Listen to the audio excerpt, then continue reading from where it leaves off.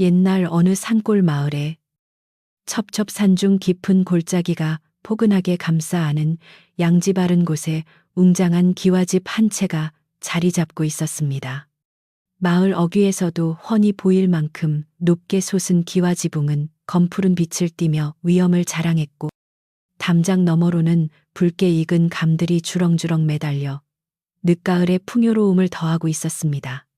사람들은 그 집을 마을에서 가장 부유하고 법도가 엄격한 집이라 하여 앞을 지날 때마다 옷깃을 여미곤 했는데, 겉으로 보기에는 남부러울 것 없는 평온한 대가였지만 그 안채 깊은 곳에는 아무도 모르는 차가운 바람이 불고 있었습니다.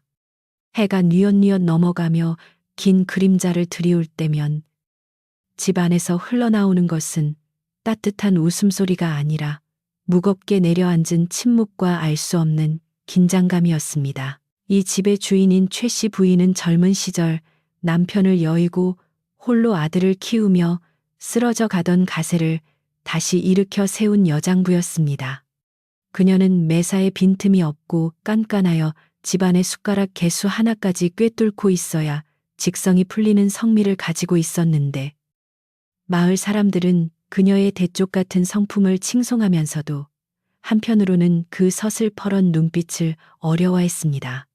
최 씨 부인은 자신의 손으로 일군 재산과 가문의 명예를 목숨보다 소중히 여겼기에 집안에 조금이라도 흐트러짐이 보이는 것을 결코 용납하지 않았습니다. 그녀의 꼿꼿한 허리와 흐트러짐 없는 머리 모양은 마치 이 집안을 지탱하는 기둥과도 같았으나, 그 지나친 엄격함은 도리어 사람의 온기를 밀어내는 보이지 않는 벽이 되기도 했습니다. 그런 최 씨 부인 슬하에는 들어온 지 몇 해 되지 않은 며느리 연화가 있었는데, 연화는 본래 심성이 곱고 말수가 적어 법도 높은 시댁의 생활을 묵묵히 감당해내고 있었습니다. 그녀는 새벽닭이 울기도 전에 일어나 차가운 우물물로 세수를 하고 아궁이에 불을 지피며 하루를 시작했고, 시어머니의 밥상에는 늘 정성을 다해 갓 지은 하얀 쌀밥과 따뜻한 국을 올렸습니다. 연화의 손은 쉴 새 없이 움직여 마당에 낙엽을 쓸고 장독대를 닦았으며, 거친 무명천을 삶아 하얗게 바래는 고된 노동 속에서도 힘든 기색 한 번 비치지 않았습니다. 마을 사람들은 그런 연화를 보며 복덩이 며느리가 들어왔다고 칭찬했지만, 정작 최 씨 부인의 눈에는 그저 당연한 일을 하는 아랫사람으로 보일 뿐 따뜻한 눈길 한 번 주지 않았습니다. 어느 날 오후, 가을 바람에 마른 잎이 우수수 떨어지던 날, 이웃에 사는 수다스러운 안악이 최 씨 부인을 찾아와 사랑채 갯마루에 걸터 앉았습니다. 그녀는 겉으로는 최 씨 부인의 안부를 묻는 척했지만 속에는 남의 집 흉을 보며 재미를 느끼는 고약한 심보를 감추고 있었습니다. 안악은 주위를 두리번거리며 목소리를 낮추더니, 마님, 제가 며칠 전에 냇가에서 빨래를 하다가 이상한 것을 보았습니다. 라고 운을 떼며 은근한 목소리로 속삭였습니다. 그녀는 며느리 연화가 친정 식구처럼 보이는 사람에게 쌀보따리 같은 것을 몰래 건네주는 것을 보았다며, 확실하지는 않지만 며느리가 집안 물건을 뒤로 빼돌리는 것 같다는 터무니없는 말을 지어내어 최 씨 부인의 귀에 불어넣기 시작했습니다. 최 씨 부인은 처음에는 헛소리라며 일축하려 했으나, 안악이 아니 땐 굴뚝에 연기 나겠습니까? 요즘 며느님 표정이 심상치 않던데요. 라며 끈질기게 이간질을 하자 마음속에 의심의 씨앗이 싹트기 시작했습니다. 그녀는 평생을 바쳐 모은 재산이기에 쌀 한 톨, 콩 한 쪽도 허투루 쓰이는 것을 참지 못하는 성격이었으므로 혹시라도 자신이 모르는 사이에 곳간이 비어가고 있는 것은 아닌지 불안해졌습니다. 안악이 돌아간 뒤 최 씨 부인은 굳게 닫힌 광문을 바라보며 미간을 찌푸렸고, 마당에서 콩을 타작하고 있는 며느리의 뒷모습을 예전과는 다른 싸늘한 눈빛으로 쏘아보게 되었습니다. 의심은 맑은 물에 떨어진 먹물처럼 순식간에 번져나가 평온했던 그녀의 마음을 어둡게 물들이고 말았습니다. 그날 저녁부터 최 씨 부인의 눈초리는 매서운 감시자의 것으로 변해 있었는데 저녁상을 차려들고 들어오는 연하의 손끝 하나하나를 놓치지 않고 뚫어지게 바라보았습니다. 연하가 조심스럽게 국그릇을 내려놓으며 어머님, 오늘은 물을 넣어 국을 시원하게 끓였습니다라고 공손히 말했지만 최 씨 부인은 대꾸도 없이 숟가락을 들어 국물을 한 모금 마신 뒤 인상을 팍 찌푸렸습니다. 국이 왜 이리 싱거우냐. 딴 생각을 하고 있으니 간 하나 제대로 못 맞추는 게지라며 핀잔을 주자. 연하는 당황하여 고개를 숙이며 죄송합니다. 다시 데워오겠습니다라고 말했지만 최 씨 부인은 혀를 차며 숟가락을 탁 내려놓았습니다. 밥상머리에서 들리는 그 날카로운 소리에 연하의 가슴은 철렁 내려앉았고 영문을 알 수 없는 시어머니의 냉대에 숨이 막혀왔습니다. 다음 날 아침 최 씨 부인은 며느리가 부엌에 있는 틈을 타 몰래 뒤뜰에 있는 장독대로 향했는데 장독 뚜껑을 하나하나 열어보며 장의 양이 줄어들지는 않았는지 확인하기 시작했습니다. 평소 같으면 며느리에게 맡겨두었을 일이었지만 의심이 깊어진 그녀는 직접 눈으로 확인하지 않고는 견딜 수가 없었던 것입니다. 된장독과 고추장독을 열어보며 손가락으로 높이를 가늠해 보던 최 씨 부인은 기분 탓인지 지난번보다 장이 푹 줄어든 것만 같은 느낌을 지울 수 없었습니다. 사실은 계절이 바뀌며 자연스럽게 줄어든 것이거나 며느리가 식구들의 끼니를 위해 쓴 것임에도 불구하고 이미 색안경을 낀 최 씨 부인의 눈에는 모든 것이 며느리의 부정직한 행동으로만 비쳤습니다. 한편 연하는 갑작스럽게 달라진 시어머니의 태도에 밤잠을 설치며 고민에 빠졌는데 자신이 무엇을 잘못했는지 아무리 생각해도 알 수가 없어 답답할 따름이었습니다. 그녀는 혹시라도 자신이 게을러 보였을까 싶어 남들이 잠든 야심한 시각에도 호롱불을 켜고 해진 옷을 기우거나 다듬이질을 하며 더욱 부지런을 떨었습니다. 달빛이 교창으로 스며드는 밤, 또닥또닥 울려 퍼지는 다듬이 소리는 마치 그녀의 억울하고 답답한 마음을 두드리는 소리처럼 처량하게 들렸습니다. 그러나 그 소리를 듣는 건너방의 최 씨 부인은 며느리가 밤늦도록 딴짓을 하거나 무언가를 숨기려 한다고 오해하며 잠자리에서 돌아누워 혀를 끌끌 찰 뿐이었습니다. 며칠 후 마당 한구석에서 장작을 패던 늙은 행랑아범이 심상치 않은 집안 분위기를 감지하고 조심스럽게 최 씨 부인에게 말을 건넸습니다. 그는 이 집에서 수십 년을 일해온 충직한 일꾼으로 며느리 연화의 성실함을 누구보다 잘 알고 있었습니다. 마님, 요즘 작은 마님이 얼굴이 많이 상하셨습니다. 무슨 일이 있으신지요? 작은 마님만큼 일 잘하고 착한 분도 드문데 너무 나무라지 마십시오라고 넌지시 며느리 편을 들었습니다. 하지만 최 씨 부인은 오히려 자네가 뭘 안다고 끼어드는가. 집안 단속은 내가 알아서 할 테니 자네는 장작이나 잘 패게라며 면박을 주었습니다.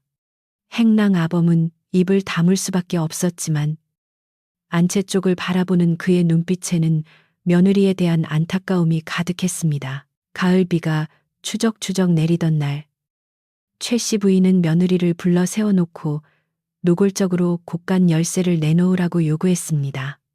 이제부터 곡간 출입은 내가 직접 할 테니 너는 열쇠를 이리 내놓아라. 젊은 사람이 살림을 헤프게 쓰는 것 같아 내 마음이 놓이지 않는다라고 말하는 시어머니의 목소리는 얼음장처럼 차가웠습니다.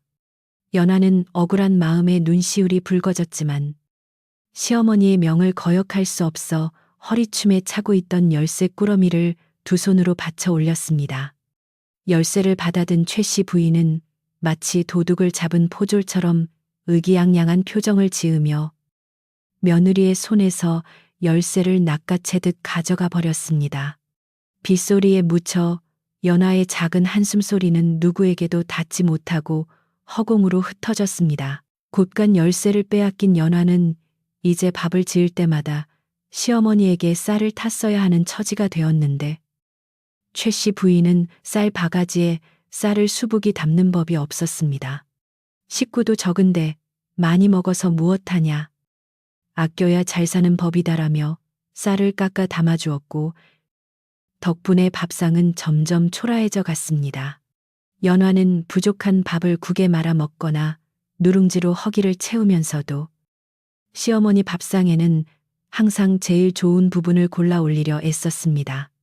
그러나 최 씨 부인은 밥상에 밥이 줄어든 것을 보면서도 자신의 탓이 아니라 며느리가 요령이 없어 밥을 적게 한 것이라 여기며 또다시 타박을 늘어놓았습니다. 집안에는 넉넉한 곡식이 쌓여 있었지만 인심은 흉년이 든 것처럼 메말라가고 있었습니다. 그러던 중 마을에 다시 나타난 이웃 안악은 최 씨 부인에게 또 다른 헛소문을 전하며 불난집에 부채질을 했습니다. 마님, 글쎄 며느님이 친정 조카에게 줄비단 옷감을 몰래 장만했다는 소문이 돌지 뭡니까. 이댁 살림이 밖으로 줄줄 새고 있는 게 틀림없어요. 최 씨 부인은 그 말을 듣자마자 얼굴이 불그락푸르락해지며 분노를 참지 못했습니다. 사실 연하는 낡은 옷을 기워 입으며 알뜰히 살고 있었을 뿐 비단 옷감은 구경조차 한 적이 없었습니다. 하지만 의심이라는 독초에 사로잡힌 최 씨 부인의 귀에는 진실이 들어올 틈이 없었고 오직 며느리가 자신을 속이고 있다는 생각만이 머릿속을 가득 채우게 되었습니다. 최 씨 부인은 그 길로 며느리의 방을 뒤지기 시작했는데 장롱문을 벌컥 열고 개어놓은 옷가지들을 방바닥에 내동댕이 치며 샅샅이 뒤졌습니다. 연화가 놀라 달려와 어머님, 왜 이러십니까? 제가 무엇을 잘못했습니까? 하며 울먹였지만 최 씨 부인은 들은 채도 않고 이불 밑과 반옌고리 안까지 뒤엎었습니다. 결국 아무것도 나오지 않았지만 최 씨 부인은 미안해하기는커녕 네가 꽁꽁 숨겨두었으니 못 찾는 것이지. 내 눈을 속일 수는 없다라며 오히려 며느리를 쏘아붙였습니다. 방바닥에 흩어진 옷가지들처럼 연화의 마음도 갈기갈기 찢어졌고 그녀는 주저앉아 하염없이 눈물을 흘릴 수밖에 없었습니다. 집안의 공기는 날이 갈수록 무거워져 숨조차 쉬기 힘들 지경이었는데 마당의 개조차 주인의 눈치를 보느라 짖지 못할 정도였습니다. 며느리 연화는 점점 야위어갔고 활기차던 발걸음은 힘을 잃어갔습니다. 하지만 그녀는 단 한 번도 시어머니에게 대들거나 밖으로 나가 흉을 보지 않았습니다. 그저 자신이 더 잘하면 언젠가 어머님의 마음이 풀릴 것이라 믿으며 묵묵히 찬물에 손을 담그고 걸레질을 멈추지 않았습니다.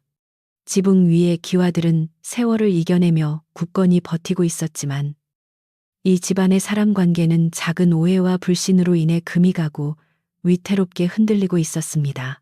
겨울이 다가오면서 바람은 더욱 매서워졌고 앙상한 나뭇가지들은 서로 부대끼며 스산한 소리를 내었습니다.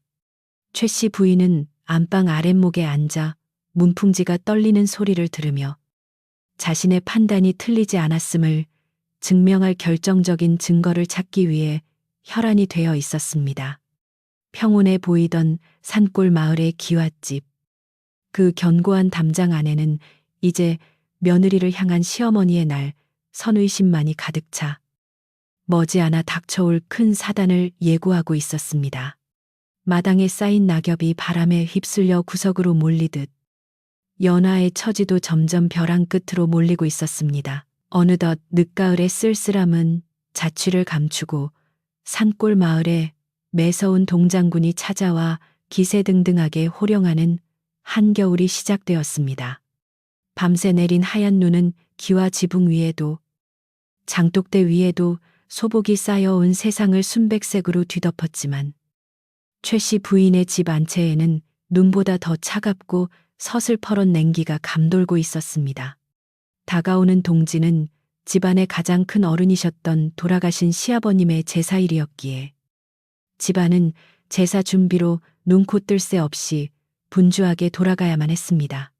예로부터 제사는 정성이 반이라 하여 몸과 마음을 정갈이하고 제기 하나하나를 닦는 것에서부터 예법이 시작된다고 믿었던 최씨 부인은 며느리 연화를 더욱 혹독하게 몰아세우며 작은 실수 하나도 용납하지 않으려 벼르고 있었습니다. 이른 새벽, 살을 내는 듯한 추위 속에서도 연화는 우물가에 쭈그리고 앉아 물그릇들을 꺼내어 닦기 시작했습니다. 집 수세미에 고운 기와 가루를 묻혀 닦고 또 닦아야만 비로소 황금빛 광채를 내는 방자유기는 여간 힘든 일이 아니었지만 그녀는 호호 입김을 불어 언손을 녹여가며 정성을 다해 그릇을 문질렀습니다. 손등은 터져서 피가 배어 나오고 손가락 마디마디가 끊어질 듯 아려왔지만 조상님께 올리는 음식을 담을 그릇이기에 티끌 하나 없게 하려는 마음뿐이었습니다. 쓱싹쓱싹 그릇 닦는 소리가 새벽의 정적을 깨우며 규칙적으로 울려 퍼졌고 연화의 이마에는 송골송골 땀방울이 맺혔지만 건너방 문틈으로 이를 지켜보는 최씨 부인의 눈에는 그저 당연한 일을 하는 것으로만 보일 뿐이었습니다. 최씨 부인은 팔짱을 낀 채 마루로 나와 며느리가 닦아놓은 그릇들을 하나하나 들어 햇빛에 비추어 보며 검사를 시작했습니다. 티끌만한 얼룩이라도 발견되면 불호령을 내릴 태세였는데 연화가 밤새워 닦은 그릇들은 마치 거울처럼 얼굴이 비칠 정도로 맑고 깨끗하게 빛나고 있었습니다. 하지만 최씨 부인은 칭찬 한마디 없이 그릇을 거칠게 내려놓으며 광이 덜 났다. 마음이 콩밭에 가 있으니 그릇에 정성이 들어갈 리가 있나. 다시 닦거라 하고 트집을 잡았습니다. 연화는 억울하고 속상한 마음이 굴뚝 같았지만 네, 어머님, 다시 하겠습니다라고 짧게 대답하고는 이미 손가락이 퉁퉁 부은 손으로 다시 수세미를 잡아야만 했습니다. 사단이 난 것은 제사를 이틀 앞둔 날 오후였습니다. 연화가 잠시 부엌에 들어가 제사상에 올릴 떡살을 씻고 있는 사이 안방 마루에 놓아두었던 귀한 백자 항아리가 와장창하는 요란한 소리와 함께 산산조각이 나버린 것이었습니다. 사실은 이웃집 도둑고양이가 생선 냄새를 맡고 담장을 넘어와 마루를 서성이다가 건드린 것이었으나 그 장면을 본 사람은 아무도 없었습니다. 소리를 듣고 혼비백산하여 달려온 연화의 눈앞에는 하얀 파편들이 어지럽게 널려 있었고 그 옆으로 놀란 고양이가 후다닥 달아나는 그림자만이 스쳐 지나갔을 뿐이었습니다. 연화가 떨리는 손으로 깨진 조각을 주우려 할 때 방문이 벌컥 열리며 최씨 부인이 뛰쳐나왔습니다. 깨진 백자 항아리를 본 최씨 부인의 얼굴은 순식간에 흑빛으로 변하더니 이내 분노로 붉게 달아올랐습니다. 그 항아리는 시어머니의 시어머니 때부터 대대로 내려오는 갑오와도 같은 물건으로 제주를 담아 올리는 아주 신성한 기물이었습니다. 최씨 부인은 사시나무 떨듯 떨고 있는 며느리를 향해 네가 기어 이 일을 저질렀구나. 집안을 말아먹으려고 작정을 했어. 라며 쩌렁쩌렁한 목소리로 고함을 쳤습니다. 연화는 무릎을 꿇고 어머님, 아닙니다. 제가 한 것이 아니옵니다. 고양이가 그랬습니다라며 눈물로 호소했지만 이미 이성을 잃은 최씨 부인의 귀에는 변명으로만 들릴 뿐이었습니다. 고양이 지나가는 개가 웃겠다. 네가 평소에 딴 마음을 품고 건성으로 일하더니 결국 조상님 제사까지 망치려 드는구나. 이는 조상님이 노하여 너 같은 부정을 타는 사람을 내치라는 뜻이다. 최씨 부인은 며느리의 해명을 들으려 하지도 않고 그동안 쌓아두었던 의심과 불만을 한꺼번에 터뜨렸습니다. 이웃 안악에게 들었던 쌀을 빼돌린다는 소문, 옷감을 훔쳤다는 오해들이 깨진 항아리와 겹쳐지면서 최씨 부인에게 연화는 집안의 복을 갉아먹는 흉물스러운 존재로 낙인 찍히고 말았습니다. 그녀는 마당에 서 있는 빗자루를 집어던지며 당장 내 눈앞에서 사라지라고 악을 썼습니다. 연하는 차가운 마루 바닥에 이마를 대으며 빌고 또 빌었습니다. 어머님, 한 번만 용서해 주십시오. 제가 더 조심하겠습니다. 제발 쫓아내지만 말아 주십시오. 이 엄동설 안에 갈 곳 없는 저를 불쌍히 여겨 주십시오. 그녀의 애원 소리는 담장을 넘어 마을 어귀까지 들릴 정도로 처절했지만 최 씨 부인의 마음은 이미 천겹의 얼음으로 둘러싸인 듯 요지부동이었습니다. 그녀는 오히려 며느리가 우는 소리가 재수없다며 안방으로 들어가 며느리의 낡은 옷가지 몇 벌을 보따리에 대충 쑤셔 넣어 마당으로 던져버렸습니다. 이걸 가지고 당장 나가거라. 다시는 내 집 문지방을 넘을 생각일랑 하지 마라. 그때 마당 구석에서 장작을 패던 행랑아범이 보다 못해 달려와 최 씨 부인 앞에 엎드렸습니다. 마님, 고정하십시오. 작은 마님이 일부러 그럴 뿐이 아니라는 건 마님도 아시지 않습니까? 이 추운 날 내쫓으시면 얼어 죽습니다. 부디 노여움을 거두시고 한 번만 선처해 주십시오. 늙은 종의 간곡한 부탁에도 최 씨 부인은 눈 하나 깜짝하지 않았습니다. 네가 감히 상전의 일에 참견을 하느냐. 너도 이 집에서 나가고 싶어 환장을 했구나. 내 집 법도는 내가 세운다. 썩 물러가라. 최 씨 부인의 서슬퍼런 호통에 행랑아범은 더 이상 말을 잇지 못하고 그저 안타까운 눈빛으로 흐느끼는 연화를 바라볼 뿐이었습니다. 결국 연화는 더 이상 이 집에 머물 수 없음을 깨달았습니다. 그녀는 눈물을 훔치고 흩어진 옷 보따리를 주섬주섬 챙겨들었습니다. 그리고는 마지막으로 시어머니가 계신 안방문을 향해 큰절을 올렸습니다. 어머님, 부디 만수무강하십시오. 제가 부족하여 어머님을 편히 모시지 못하고 떠납니다. 제사는 정성껏 모시지 못하게 되어 죄송합니다.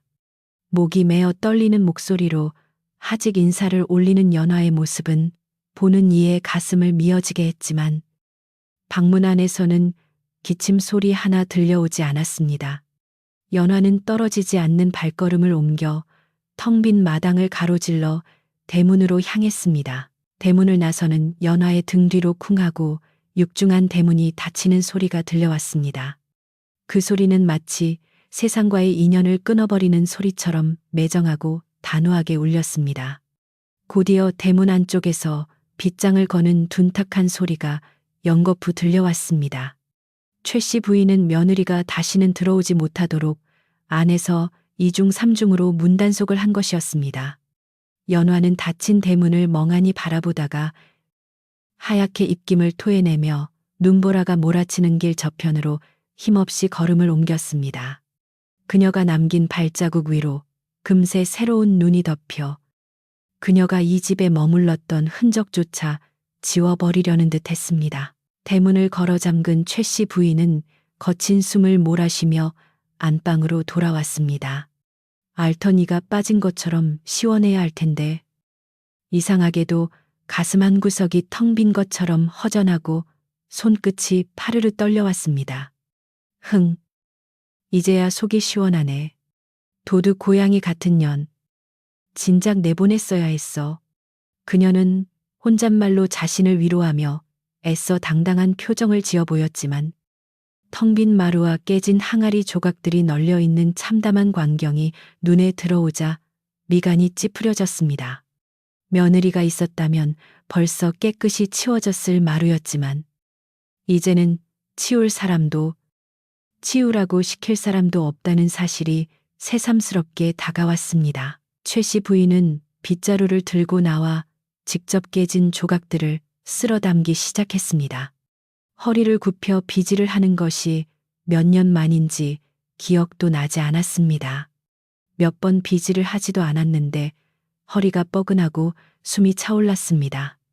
아이고, 허리야. 이 늙은 몸으로 이런 것까지 해야 하다니. 그녀는 투덜거리며 며느리에 대한 원망을 다시금 쏟아냈지만 빗자루질을 할 때마다 먼지가 풀풀 날려 기침이 터져 나왔습니다. 평소 연화가 얼마나 소리 없이 그리고 깨끗하게 집안일을 해왔는지 몸소 느끼게 되는 순간이었으나 최 씨 부인의 자존심은 아직 그것을 인정하고 싶지 않았습니다. 해가 지고 어둠이 깔리자 집안은 쥐 죽은 듯 고요해졌습니다. 평소라면 부엌에서 들려왔을 도마 소리, 보글보글 찌개 끓는 소리, 그리고 며느리가 불을 떼며 흥얼거리던 나지막한 노랫소리가 사라진 집은 적막강산과 다름없었습니다. 뼛속까지 시려오는 한기가 문틈으로 스며들었지만 아궁이에 불을 넣어줄 사람이 없어 방바닥은 점점 차갑게 식어갔습니다. 최 씨 부인은 이불을 머리끝까지 뒤집어 쓰고 누웠지만 쉽게 잠이 오지 않았습니다. 바람이 불 때마다 문풍지가 우는 소리가 마치 쫓겨난 며느리가 문 밖에서 흐느끼는 소리처럼 들려 가슴이 철렁 내려앉곤 했습니다. 아범아, 아범아. 최 씨 부인은 적막함을 견디다 못해 행랑아범을 불렀습니다. 하지만 사랑채도 거리가 먼 탓인지 아니면 아범도 마님의 처사에 실망하여 대답을 안 하는 것인지 아무런 대답이 없었습니다. 오직 바람소리만이 매단 마당을 맴돌 뿐이었습니다. 최 씨 부인은 촛불 하나 켜진 방 안에서 자신의 그림자를 바라보며 설명할 수 없는 불안감에 휩싸였습니다. 자신이 승리했다고 생각했지만 그 승리는 차가운 고독만을 전리품으로 남긴 채 그녀를 옥죄어 오기 시작했습니다. 벽에 걸린 남편의 초상화가 오늘따라 유난히 엄한 표정으로 자신을 내려다보는 것만 같아 그녀는 황급히 등잔불을 끄고 어둠 속에 몸을 숨겼습니다. 그날 밤 눈은 더욱 거세게 퍼부어 온 세상을 단절시켰습니다. 쫓겨난 며느리가 어디서 추위를 피하고 있을지, 혹여 산짐승이라도 만나지 않았을지 걱정하는 마음이 아주 조금, 좁쌀만큼이라도 들 법도 했지만 최 씨 부인은 제 발로 나갔으니 제가 알아서 하겠지라며 애써 외면했습니다. 하지만 따뜻한 아랫목이 식어가 냉골이 되어가는 것을 느끼며 그녀는 무의식 중에 며느리가 매일 밤 정성껏 데워다 주던 돛의 화로를 찾고 있었습니다. 손을 뻗어 더듬거려 보았지만 손끝에 닿는 것은 차가운 방바닥뿐이었습니다.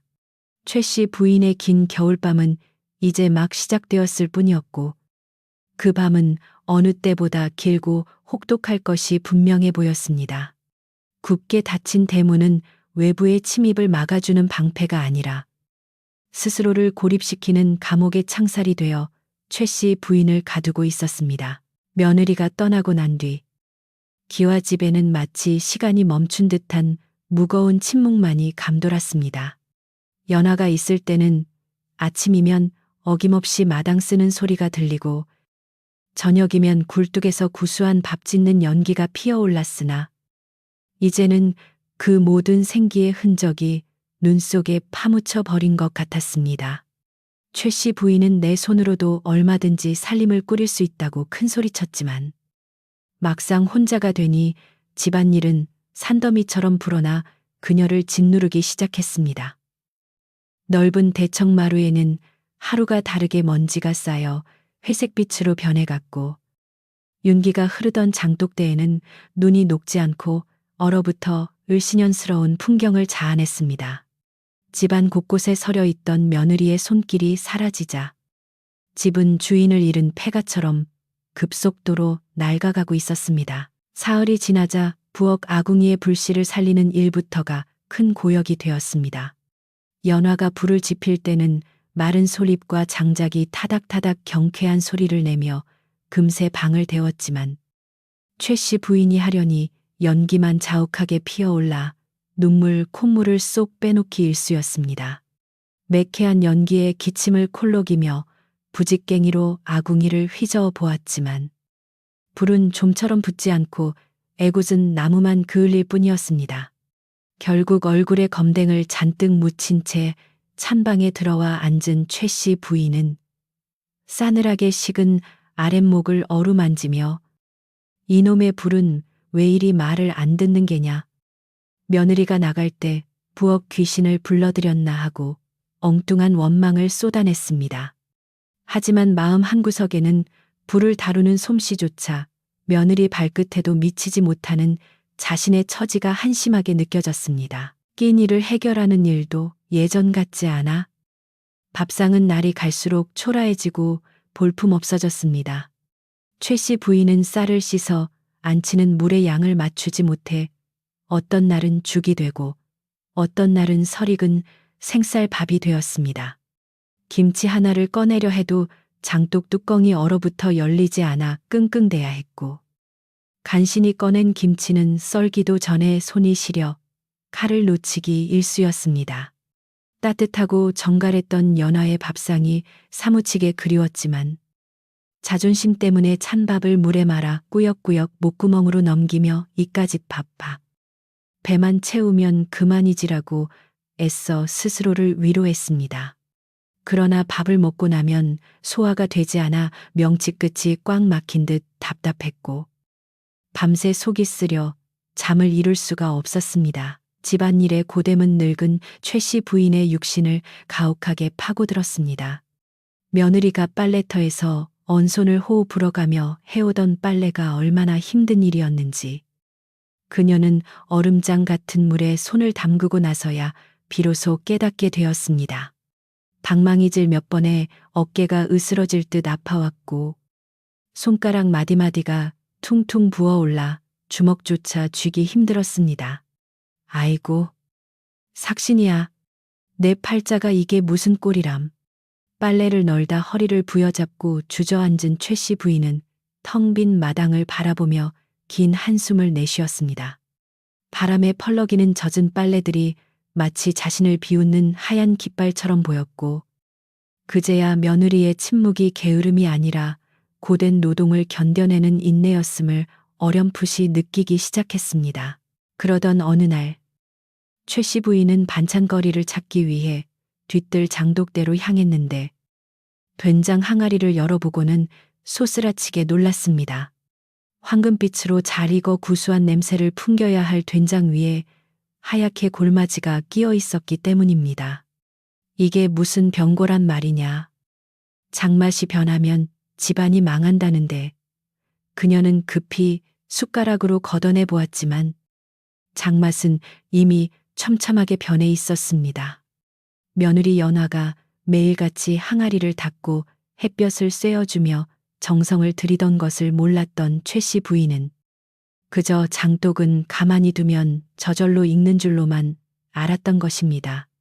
깨진 독보다 더 무서운 것은 돌보지 않아 썩어가는 독이라는 사실을 그녀는 변해버린 장맛을 보며 뼈저리게 실감했습니다. 이웃 안악이 최 씨 부인을 찾아온 것은 바로 그때였습니다. 며느리를 내쫓는데 결정적인 역할을 했던 그 수다쟁이 안악은 대문을 두드리며 마님, 계십니까? 며느리 내보내고 속이 시원하시지요 하며 능글맞게 웃으며 들어왔습니다.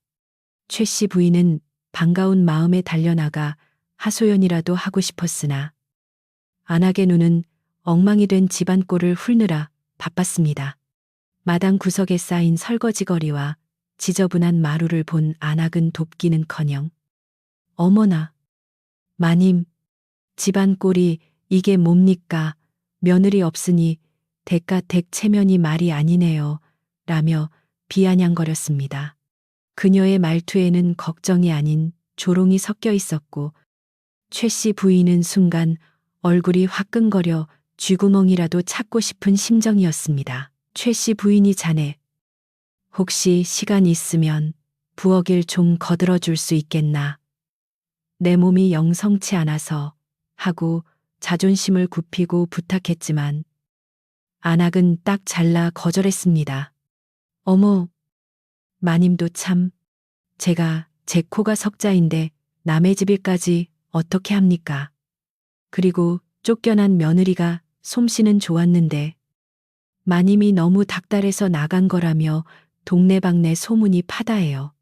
안악은 표정을 싹 바꾸며 냉정하게 말했습니다.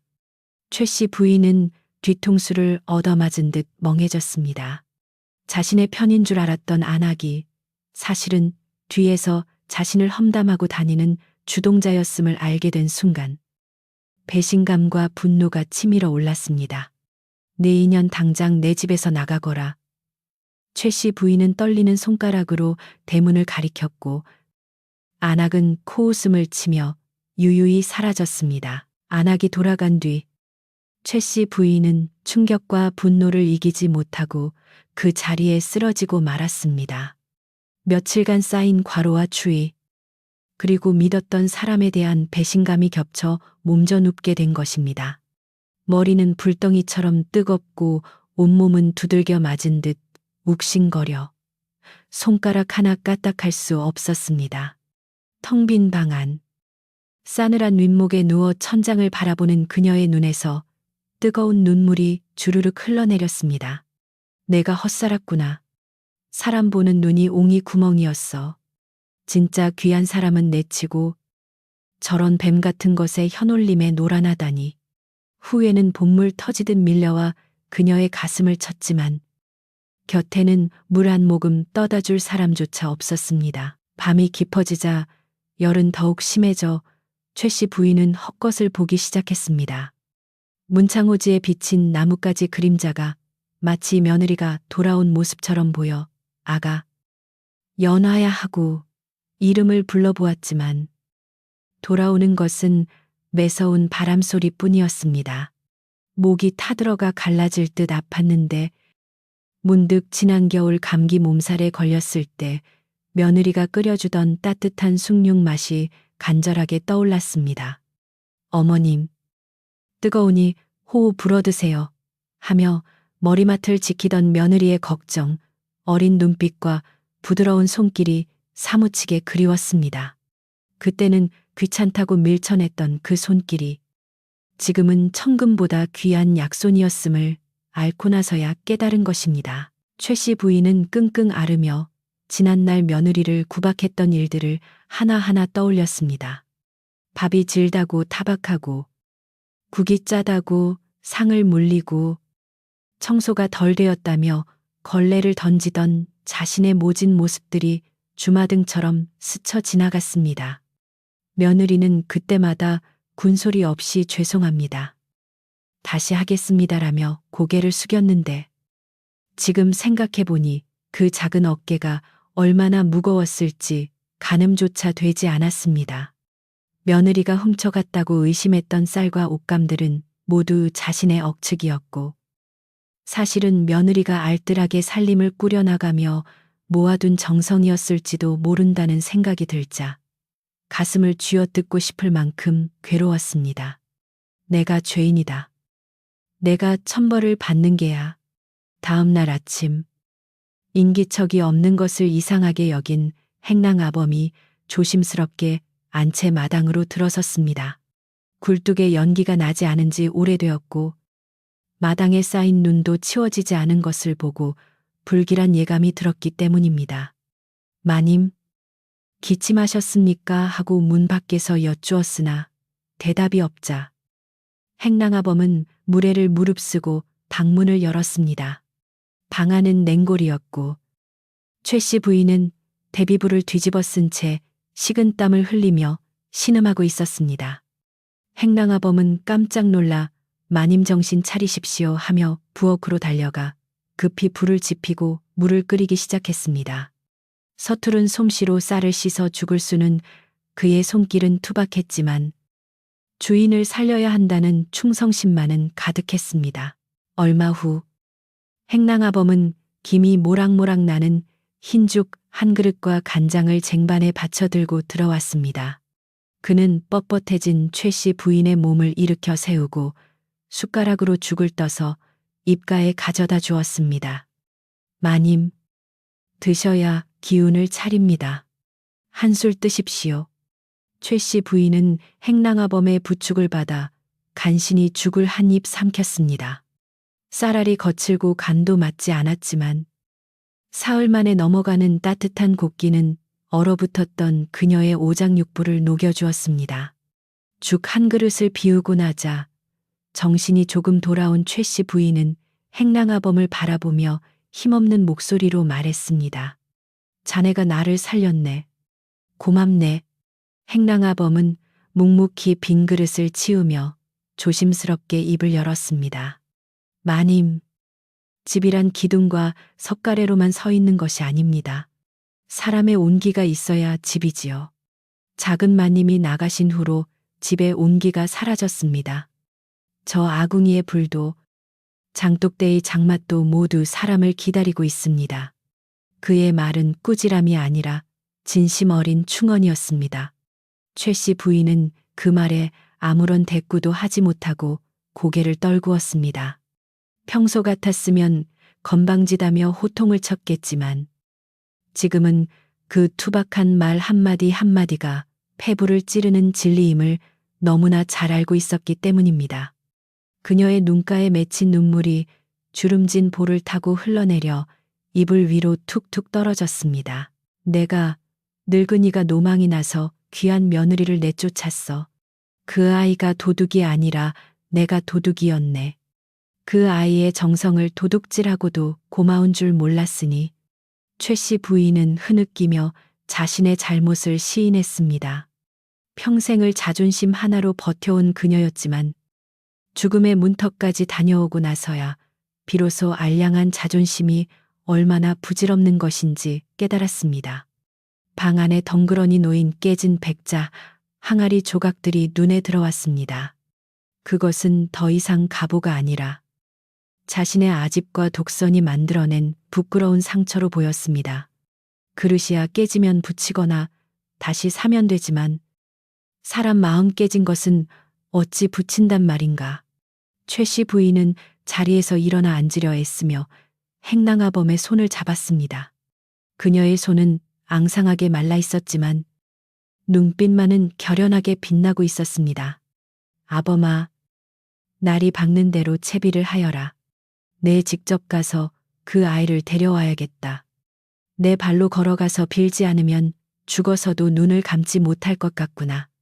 행랑아범은 마님의 뜻을 알아차리고 환하게 웃으며 고개를 끄덕였습니다. 잘 생각하셨습니다. 마님, 작은 마님은 심성이 고우신 분이니 마님의 진심을 알아주실 겁니다. 내일 일찍 썰매를 준비하겠습니다. 밤새 내리던 눈이 그치고 창호지 문 밖으로 희미하게 새벽빛이 스며들기 시작했습니다. 최 씨 부인은 다시 자리에 누웠지만 잠을 이룰 수 없었습니다. 몸은 여전히 천근만근 무거웠지만 마음속에는 희망이라는 작은 불씨가 타오르고 있었습니다. 며느리 연화가 머물고 있다는 산 너머 작은 암자까지는 늙은 몸으로 가기 힘든 험한 길이었지만 그녀는 기어이 가야만 했습니다. 그것만이 꽁꽁 얼어붙은 이 집을 그리고 자신의 차가운 마음을 녹일 수 있는 유일한 길임을 알았기 때문입니다. 최 씨 부인은 날이 밝기만을 기다리며 마음속으로 수백 번도 더 며느리의 이름을 부르고 또 불렀습니다. 눈부신 아침 햇살이 밤새 내린 눈 위로 쏟아져 내려온 세상이 은가루를 뿌린 듯 반짝이던 날, 최 씨 부인은 행랑아범이 채비해 놓은 썰매에 힘겨운 몸을 실었습니다. 두꺼운 소미불을 겹겹이 둘렀음에도 뼛속까지 파고드는 한기는 여전했지만 며느리를 데려와야겠다는 그녀의 의지는 그 어떤 추위보다도 뜨겁고 강렬했습니다. 행랑아범은 늙은 소가 끄는 썰매의 고삐를 잡으며 마님, 길이 험하니 꽉 잡으셔야 합니다라고 당부했고 최 씨 부인은 말없이 고개를 끄덕이며 입술을 굳게 다물었습니다. 썰매가 삐걱거리는 소리를 내며 움직이기 시작하자 그녀는 멀어지는 기와집 대문을 돌아보며 반드시 며느리와 함께 다시 이 문을 넘으리라 마음속으로 굳게 다짐했습니다. 산 너머 암자로 가는 길은 험난하기 그지 없었는데 좁은 산길은 눈이 무릎까지 쌓여 어디가 길이고 어디가 낭떠러지인지 분간하기조차 어려웠습니다. 행랑아범은 앞에서 눈을 헤치며 길을 트고 소를 어르고 달래가며 힘겹게 나아갔고 썰매 위에 앉은 최 씨 부인은 덜컹거릴 때마다 온몸이 부서질 듯한 통증을 느꼈습니다. 하지만 그녀는 신음소리 한 번 내지 않고 묵묵히 견뎌냈는데 이는 자신이 며느리에게 주었던 고통에 비하면 이까짓 육체의 아픔은 아무것도 아니라고 생각했기 때문입니다. 차가운 바람이 볼을 때릴 때마다 그녀는 캥겨봇 하나 걸치고 이 눈길을 홀로 걸어갔을 연하의 뒷모습이 아른거려 눈시울이 뜨거워졌습니다. 고개를 넘던 중 길가에 앙상하게 서 있는 소나무 가지가 눈 무게를 이기지 못하고 툭 하고 부러지는 소리가 들렸습니다.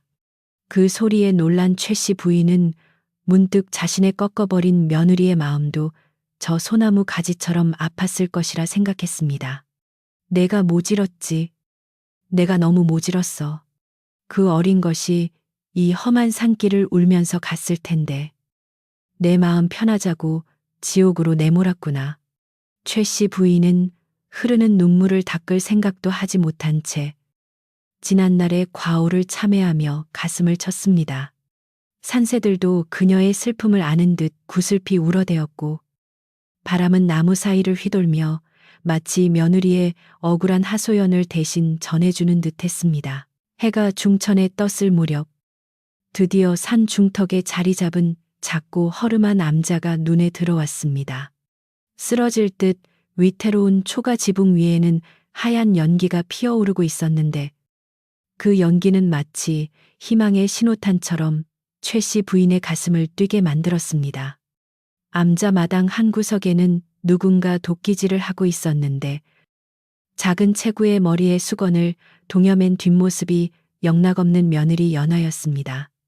연하는 자신의 몸보다 훨씬 큰 장작을 패느라 낑낑거리고 있었고 그 거친 숨소리가 멀리 있는 최 씨 부인의 귀에까지 들려오는 듯 했습니다.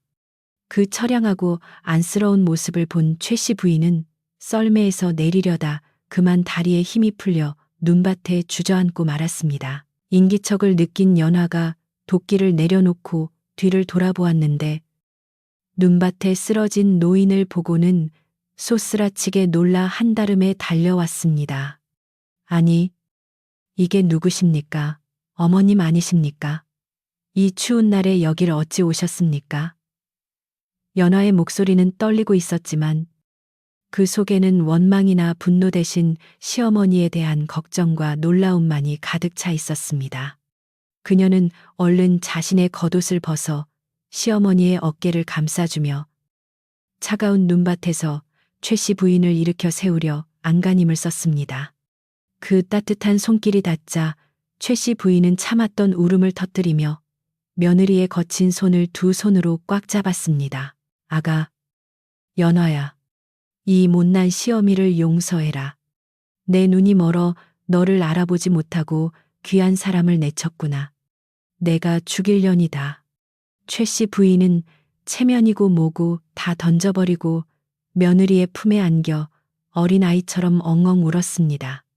그동안 꼿꼿하게 세웠던 자존심의 벽이 며느리의 온기 앞에서 와르르 무너져 내린 것입니다. 연하 역시 시어머니의 진심 어린 사과의 눈물을 흘리며 어머님, 아닙니다. 제가 부족해서 그런 것입니다. 이렇게 와주신 것만으로도 감사합니다라며 오히려 시어머니를 위로했습니다. 하얀 눈밭 위에서 서로를 부둥켜 안고 우는 고부의 모습은 마치 한 폭의 그림처럼 애틋하고도 아름다웠습니다. 암자의 스님에게 잠시 몸을 녹이고 가라는 권유를 받았지만 최 씨 부인은 한시라도 빨리 며느리를 집으로 데려가고 싶은 마음에 서둘러 하산할 채비를 했습니다. 이제 그만 집으로 가자. 네가 있어야 할 곳은 저 차가운 남자가 아니라 따뜻한 우리 집이다. 최 씨 부인의 단호하면서도 다정한 말에 연하는 고개를 끄덕이며 짐을 꾸렸습니다. 그녀의 보따리는 쫓겨날 때와 마찬가지로 단촐했지만 돌아가는 마음만은 천하를 얻은 듯 풍요로웠습니다. 행랑아범은 싱글벙글 웃으며 며느리를 썰매에 태우려 했지만 연하는 어머님이 편찮으신데 제가 어찌 타겠습니까라며 극구 사양하고 시어머니 곁에서 썰매를 부축하며 걷겠다고 고집을 피웠습니다. 돌아오는 길은 갈 때보다 훨씬 짧고 따뜻하게 느껴졌습니다. 며느리 연화가 곁에서 시어머니의 말동무가 되어주고 행랑아 범이 흥에 겨워 콧노래를 불렀기 때문입니다. 최씨 부인은 썰매 위에서 며느리의 손을 잡고 놓지 않았는데 거칠어진 며느리의 손등을 어루만지며 속으로 수없이 다짐했습니다. 다시는 이 손에 찬물을 묻히며 고생만 시키지 않으리라. 내 남은 생은 너를 딸처럼 귀하게 여기며 살리라. 산을 내려와 마을 어귀에 들어서자 동네 사람들이 하나둘씩 나와 그 광경을 지켜보았습니다. 며느리를 데리고 돌아오는 최씨 부인의 표정이 예전의 독한 기색은 온데간데 없고 온화하기 그지없어 사람들은 혀를 내두르며 신기해했습니다. 대문에 들어서자 집안을 감돌던 냉기가 썰물처럼 빠져나가고 훈훈한 기운이 감돌기 시작했습니다. 연화는 집에 들어오자마자 짐을 풀기도 전에 부엌으로 달려가 아궁이에 불부터 지폈습니다. 어머님, 시장하시지요. 얼른 따뜻한 밥 지어 올리겠습니다. 그녀가 능숙한 솜씨로 부직갱이를 놀리자 죽어가던 아궁이 불씨가 화르르 되살아나며 활활 타올랐습니다. 그 불꽃은 단순히 방을 데우는 불이 아니라 꺼져가던 집안의 생명을 다시 살리는 희망의 불꽃이었습니다. 굴뚝에서 피어오르는 하얀 연기를 보며 행랑아 범은 안도의 한숨을 내쉬었고 마당에 개도 꼬리를 흔들며 컹컹 지저대어 주인의 귀환을 반겼습니다. 그날 저녁 최씨 부인의 밥상에는 윤기가 흐르는 하얀 쌀밥과 구수한 된장찌개 그리고 알맞게 익은 김치가 올라왔습니다. 특별한 반찬은 없었지만 최씨 부인에게는 평생 먹어본 음식 중 가장 맛있는 진수성찬이었습니다. 숟가락을 들 힘도 없다던 며칠 전의 모습은 온데간데 없고 그녀는 밥 한 그릇을 뚝딱 비워내며 그래. 바로 이 맛이다. 사람이 밥심으로 산다지만 나는 우리 며느리 정성으로 산다며 연신 감탄했습니다. 연화는 밥상머리에 앉아 시어머니의 텅 빈 그릇을 보며 비로소 환하게 웃음 지었는데 그 미소는 집안을 밝히는 등불처럼 환하고 따뜻했습니다. 저녁 식사 후 최씨 부인은 며느리를 안방으로 불렀습니다. 그리고는 장롱 깊숙한 곳에서 비단 보자기 하나를 꺼내어 며느리 앞에 놓았습니다. 이것은 내 시어머니께 물려받은 은가락지다. 본래 며느리에게 대물림하는 것인데 내 마음이 좁아 이제야 주는구나. 이것을 받아주겠느냐. 연화가 깜짝 놀라 손사래를 쳤지만 최씨 부인은 며느리의 손을 잡아 끌어 억지로 가락지를 끼워주었습니다. 투박한 연화의 손가락에 은은하게 빛나는 가락지가 끼워지자 두 사람의 마음은 굳건한 신뢰와 사랑으로 하나가 되었습니다. 그것은 단순한 패물이 아니라 며느리를 진정한 가족으로 집안의 주인으로 인정한다는 징표였습니다. 밤이 깊어지자 마을은 깊은 잠에 빠져들었고 최씨 부인의 집에도 평화로운 정적이 찾아왔습니다. 뜨끈해진 아랫목에 나란히 누운 고부는 도란도란 이야기를 나누다가 어느새 스르르 잠이 들었습니다. 문풍지 너머로 들려오는 바람 소리는 더 이상 스산하게 들리지 않고 마치 자장가처럼 포근하게 그들의 잠자리를 감싸 안았습니다. 며느리 연화의 규칙적인 숨소리를 들으며 최씨 부인은 꿈속에서도 미소를 지었습니다. 깨진 그릇은 다시 붙일 수 없어도 깨진 마음은 사랑과 용서로 더욱 단단하게 붙일 수 있다는 것을 깨달은 밤이었습니다. 다음 날 아침 이웃 안하기 염치도 없이 팥죽 한 그릇을 얻어먹으러 왔다가 달라진 집안 분위기에 기겁을 하고 도망을 쳤다는 소문이 돌았습니다. 마당은 티끌 하나 없이 깨끗하게 쓸려 있었고 장독대는 반질반질 윤이 났으며 안채에서는 웃음소리가 끊이지 않았기 때문입니다. 사람들은 이제 최씨 부인의 집을 지나갈 때 옷깃을 여미며 두려워하는 대신 저댁 며느리가 효부라지 시어머니도 며느리 사랑이 지극하다더군 하며 부러운 눈길로 바라보게 되었습니다. 비온 뒤에 땅이 굳어진다는 옛말처럼 한바탕 모진 풍파를 겪어낸 그 집은 마을에서 가장 따뜻하고 단단한 보금자리가 되어 오래오래 행복하게 살았습니다. 세월이 흘러 최 씨 부인이 천수를 누리고 세상을 떠날 때 그녀는 며느리의 손을 꼭 잡고 고맙다. 내 딸아, 너 덕분에 참으로 따뜻한 생이었다라는 유언을 남겼다고 합니다. 그리고 연화는 시어머니의 가르침을 이어받아 집안을 지혜롭게 이끌며 훗날 며느리를 맞아서도 사랑으로 감싸 안는 넉넉한 시어머니가 되었습니다. 먼 옛날 산골 마을, 첩첩산 중 기와집에서 피어난 이해와 용서의 이야기는 밤바람을 타고 오늘날까지 전해져 내려와 듣는 이의 마음을 훈훈하게 데워주고 있답니다. 이제 창밖의 바람 소리도 잦아들고 따뜻한 이불 속에서 편안히 눈을 감을 시간입니다. 복잡한 세상 일은 모두 잊고 이야기 속 고부처럼 서로를 아끼고 사랑하는 마음만을 품은 채 깊고 달콤한 잠에 빠져드시길 바랍니다. 오늘 밤도 평안한 꿈 꾸세요. 이야기는 여기서 대단원의 막을 내렸습니다. 며느리를 내쫓고 홀로 남아 추위와 외로움에 떨던 시어머니가 자신의 잘못을 뉘우치고 며느리를 다시 맞아들여 그 어느 때보다 따뜻한 겨울을 보냈다는 이 이야기가 오늘 밤 여러분의 꿈자리를 포근하게 감싸주기를 바랍니다. 총 4부에 걸친 긴 이야기를 들어주셔서 감사합니다. 혹시 듣고 싶은 다른 이야기의 제목이 있으신가요? 새로운 제목을 던져주시면 언제든 다시 화롯가에 불을 지피고 조곤조곤 이야기를 시작해 드리겠습니다. 편안하고 깊은 잠 주무십시오.